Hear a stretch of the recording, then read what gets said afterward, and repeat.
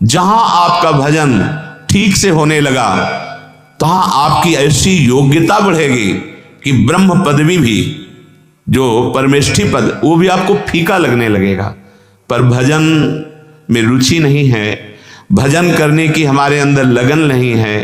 रोज सत्संग सुनते हैं, रोज सत्संग होता है, नाम की महिमा रोज गाई जाती है, पर आप देखिए अपने हृदय में जांच कर, क्या आप निरंतर नाम जप रहे हैं?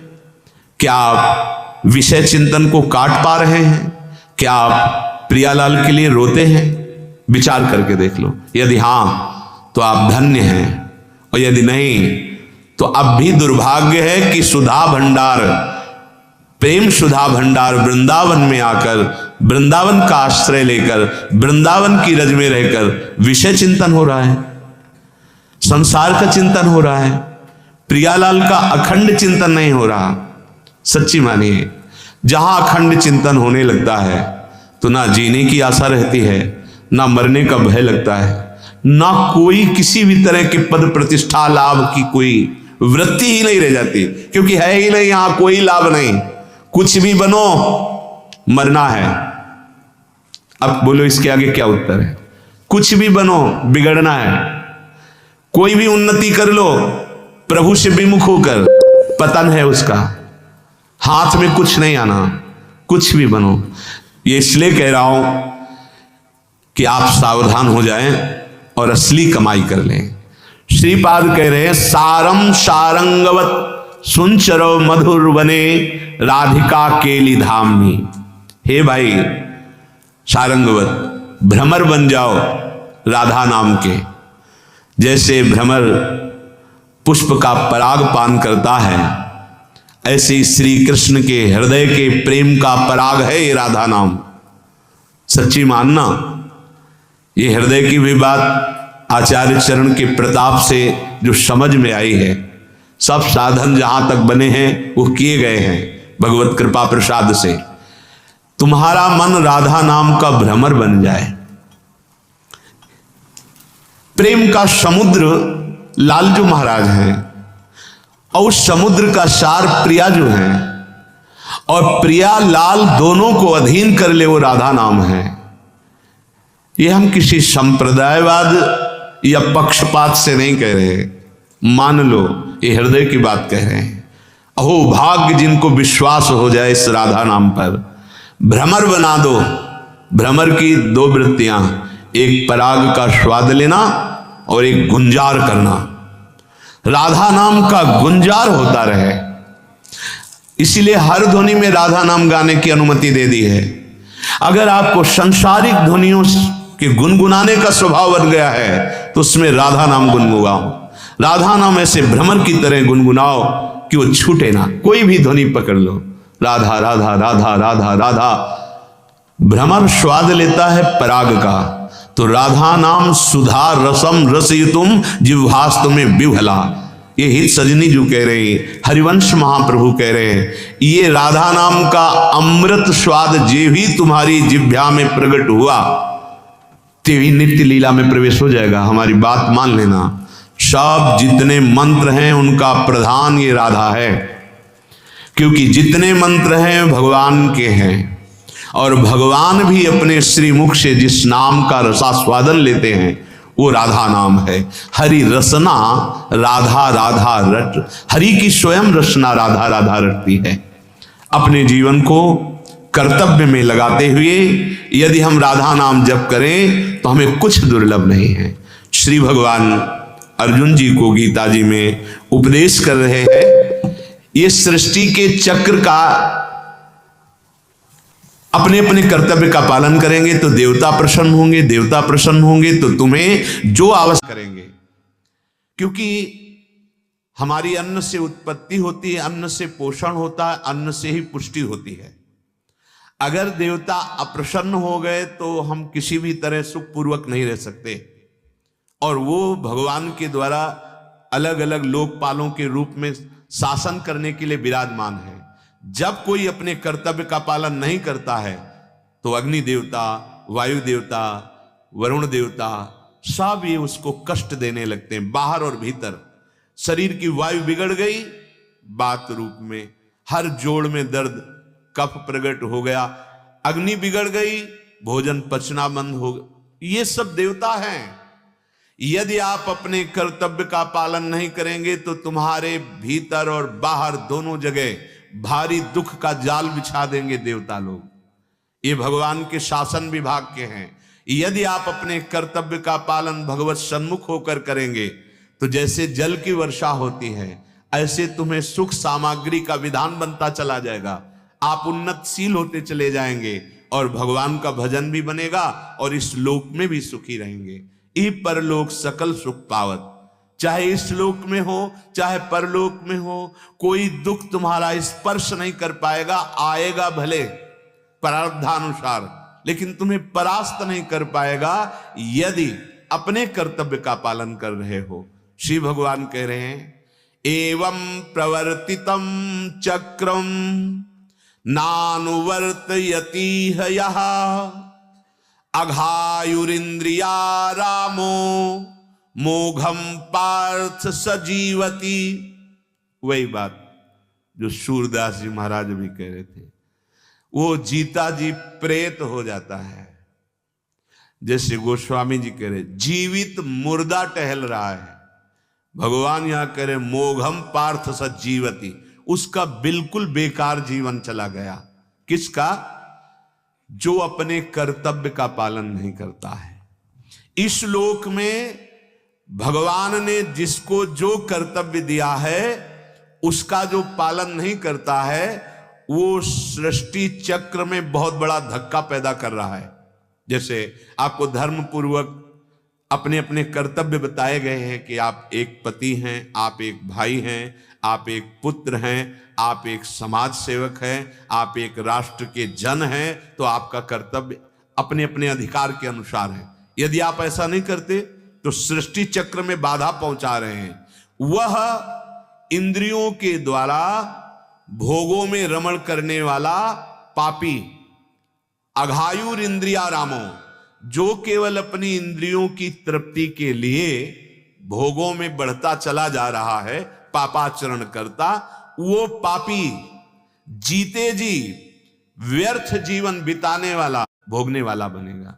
भगवान कह रहे हैं जैसे रथ है, एक भी पहिया टूट जाए के लिए भोगों में बढ़ता चला जा रहा है, पापाचरण करता, वो पापी जीते जी व्यर्थ जीवन बिताने वाला और बड़े दुख पूर्वक नरक आदि को भोगने वाला बनेगा।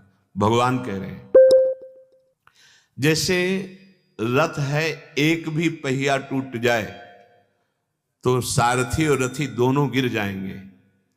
ऐसे ही ये जीवन एक रथ है। अगर आपकी एक भी इंद्री पापाचरण में गई तो तुम्हारी बुद्धि और तुम, जीव रथी है, बुद्धि सारथी है, दोनों फंस जाएंगे। एक भी इंद्री, एक ही इंद्री तो दृष्टि की गई थी, नेत्रेंद्रिय अजामिल की। वो जंगल में हवन करने के लिए समिधा लेने गया था, वहां देखा कि मदिरा पान किए हुए एक पुरुष किसी वैश्या से ऐसा व्यवहार कर रहा है, बस देखता ही रह गया।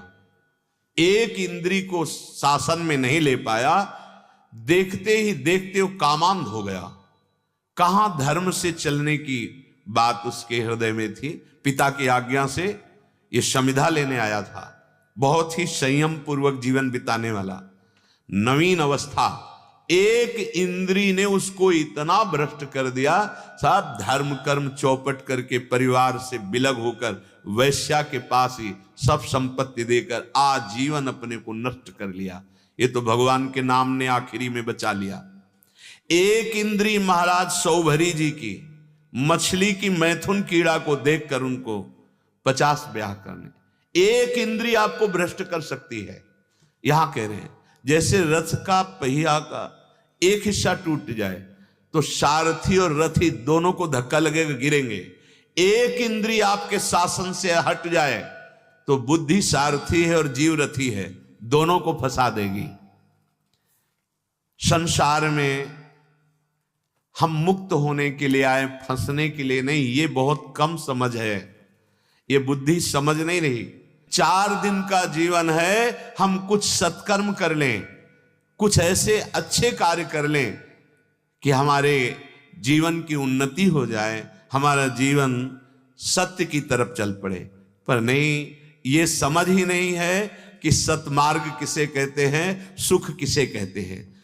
श्री भगवान कहते हो इंद्रियारामः, जो कामना में है, ममता में है, आसक्ति पूर्वक भोग भोगता है, उचित भोग, धर्म पूर्वक भोग, जैसे पानी पीना, भोजन पाना, वस्त्र धारण, ये सब विषय के अंतर्गत आते हैं। धर्म पूर्वक विषय जो सेवन होता है उसमें वैराग्य प्रकट होता है।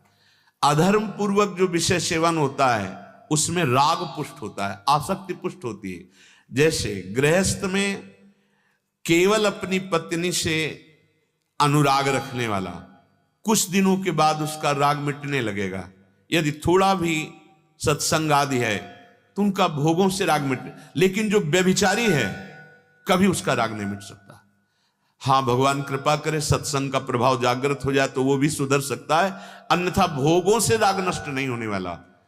भगवान कह रहे जो इंद्रियारामः, केवल इंद्रियों से भोग कर सुखी होने वाले हैं, उनमें कामना बहुत होती है।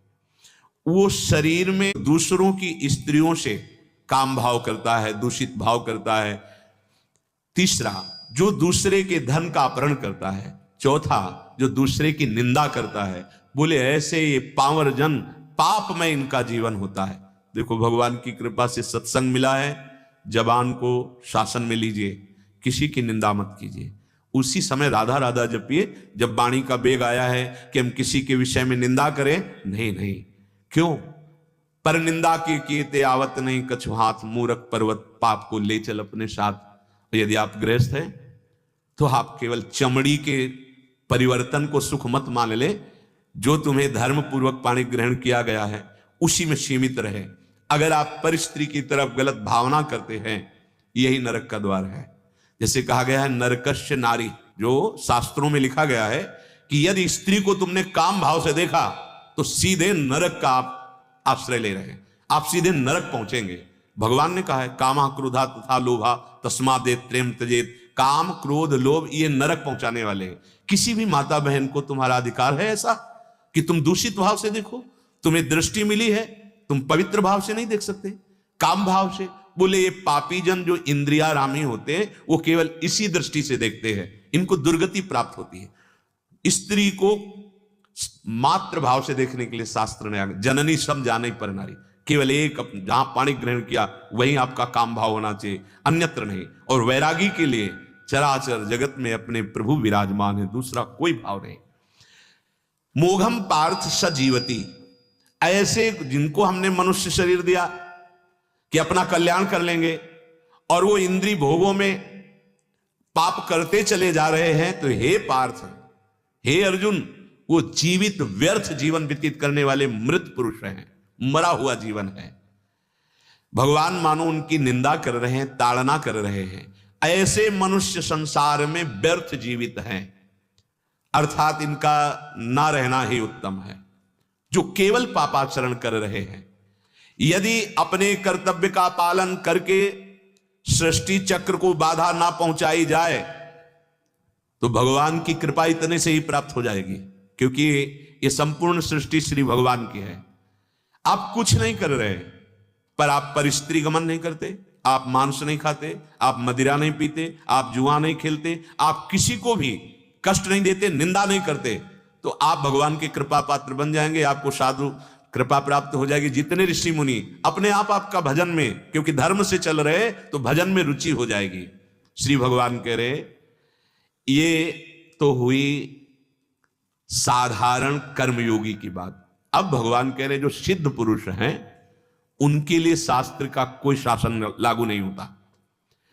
यस्त्वात्मरतिरेव स्यादात्मत्रतश्च मानवः आत्मन्येव च संतुष्टस् तस्य कार्यम न विद्यते। जो अपने आप में ही रमण करते हैं, शरीर का यहां शब्द नहीं है, अपने आप आत्मस्वरूप में। जो अपने आप में तृप्त रहते हैं, शरीर प्रारब्ध के अनुसार सुखी या दुखी उससे कोई मतलब नहीं। जो सिद्ध पुरुष होता है उसको शरीर से कोई संबंध नहीं होता, बिल्कुल संबंध नहीं होता। जैसे पुराने कपड़े से अपने कोई संबंध नहीं रखते, फेंक देते हैं, ऐसे फेंका हुआ सा होता है। स्वभाववश संस्कारवश उससे चेष्टाएं हो रही हैं। चूंकि भजन करके सिद्ध हुआ है तो भजन में स्वभाव बन गया है। चूंकि धर्मयुक्त संयम युक्त जितेंद्रीय मनोनिग्रही उसका समय व्यतीत हुआ है, वैसे ही उसका आचरण होगा। कर नहीं रहा, किंचन मात्र कोई क्रिया नहीं कर रहा। जैसे पीछे अभी कहा था, स्वयं भगवान बैठ जाते हैं, अहम भगवान के चरणों में लीन हो जाता है। ये परिपक्व अवस्था का लक्षण है। वो अपने आप में रमण करता है, अपने आप में तृप्त रहता है, अपने आप में संतुष्ट रहता है। अब सृष्टि में उसके लिए कोई कर्तव्य नहीं रहा। यह है कृतकृत्य महापुरुष का स्वरूप। इस श्लोक में वर्णन करते हैं। ये कृतकृत्य कौन हुआ? जो कर्तव्य कर्म का पालन करते हुए भगवत स्मरण परायण रहा। जो कर्तव्य कर्म का पालन नहीं करते वो इंद्रियारामी, वो पापी, उनका जीवन व्यर्थ और वो नरक को प्राप्त होते हैं, नारकी योनियों को प्राप्त होते हैं। जो अपने कर्तव्य का पालन करते हुए भगवत स्मरण करता है वो इस स्थिति को प्राप्त होते हैं। ये सिद्ध महापुरुष की स्थिति है। जब उपासक केवल प्रभु से संबंध मानकर व्यवहार करता है, यही लाखों बार चर्चा हुई है, ध्यान दे दो, बहुत आनंद का विषय है। हमें वहीं माता पिता की सेवा, वहीं पत्नी की सेवा, पुत्र की सेवा, समाज की सेवा वहीं करनी है। भागना नहीं, कहीं भी भाग के जाओ। संसार है, ये माया रचित है। अगर आपका उद्देश्य विचार ठीक नहीं हुआ तो कहीं भी भाग के जाओ, ये मलिन कर देगी। तीर्थ में रह लो, धाम में रह लो, अगर आपका उद्देश्य ठीक नहीं है बात नहीं बनने वाली।